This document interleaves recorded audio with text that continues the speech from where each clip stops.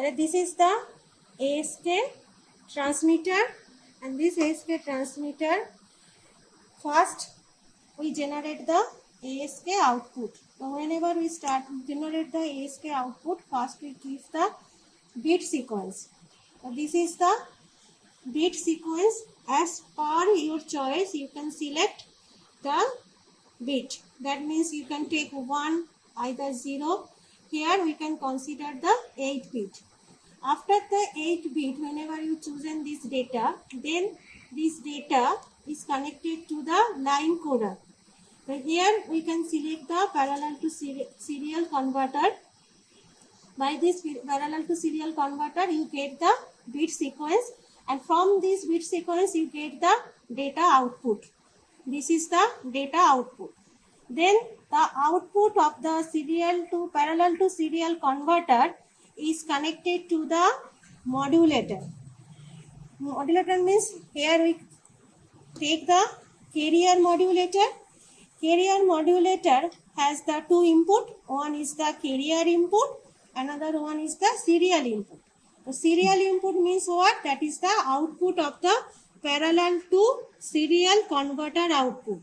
So this is connected to the one input of the carrier modulator, and another input of the carrier modulator is coming from the this clock.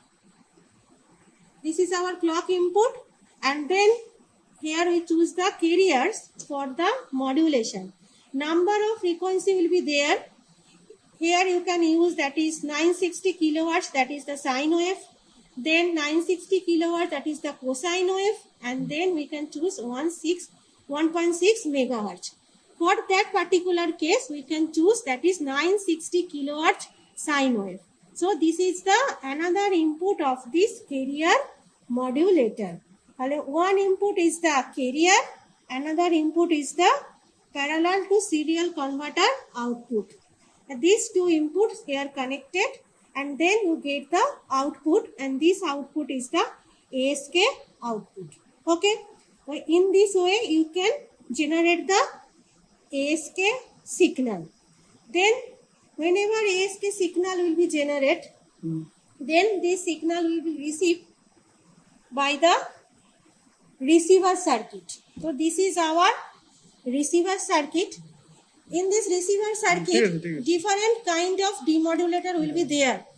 That is the QPSK demodulator, PSK demodulator, FSK demodulator, and ASK demodulator. So whenever we generate the ASK, so that's why here we use the ASK demodulator. So the output of the transmitter is connected to the input of the receiver, and receiver in which position? That is the ASK demodulator. After the demodulation, that means output of the demodulator, you connect the output to the low pass filter. What is the function of the low pass filter? The high frequency of the is pass. So then this is the use for the low pass filter. Then the output of the low pass filter is connected to the comparator. Then output of the comparator, you can get the our original signal that can be transmitted. So you can recover the original signal. So this is the total process of ASK generation and ASK demodulation or ASK detection.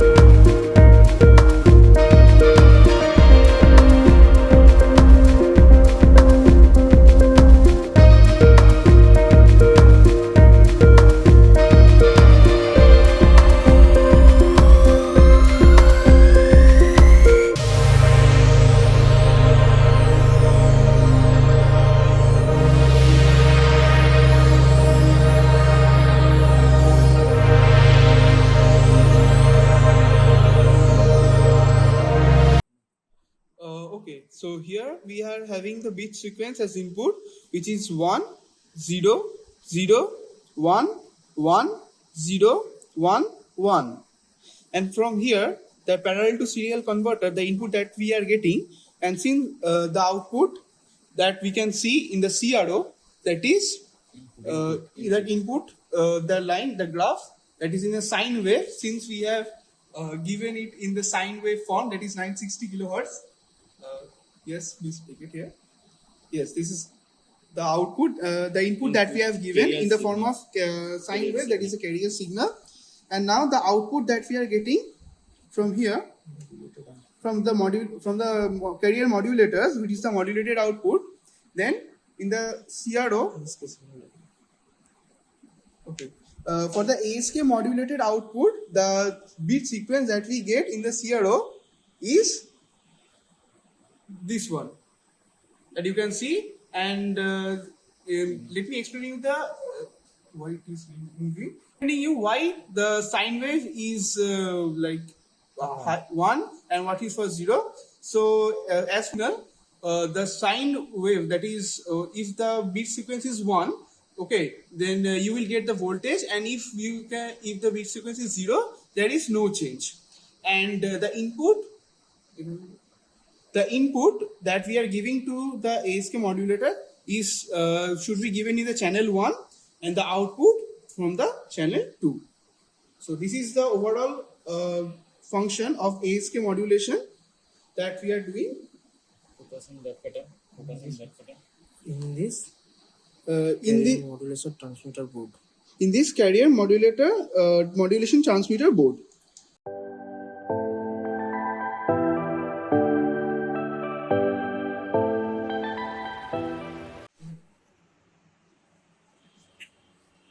Okay, so this is the carrier demodulation receiver board, where the ASK modulated signal from the carrier modulation transmitter board will be transferred to the demodulation receiver board. Okay, so the output of the ASK modulator, that is the ASK modulated signal that we are getting from the modulation transmitter board, is then given in the input of the ASK demodulator. And then the output of the ASK demodulator is connected to the input of the low pass filter. The output, now we can see the output of the low pass filter. The output of the low pass filter is being connected to the input of the comparator. And now at last we can have the output. We can have the output of the comparator, which is the exact demodulated signal, which is the original signal that we have given in the previously. And then the ground of the carrier modulation transmitter board is being connected to the ground of the demodulation receiver board, so that the ground of both the boards are same.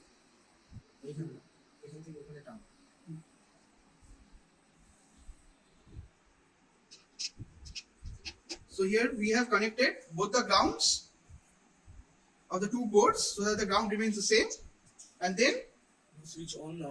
And then we are owning the board. Yes.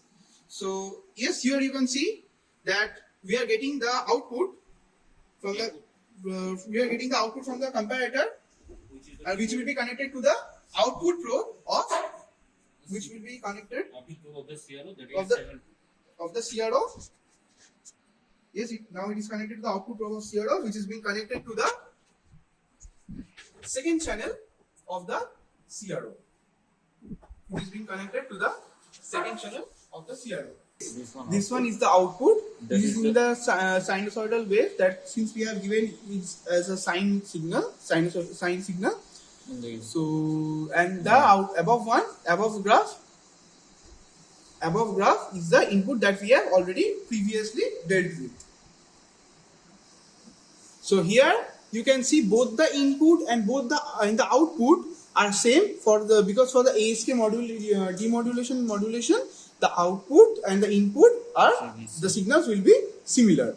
So hence, this is the entire ASK modulation technique. technique that we have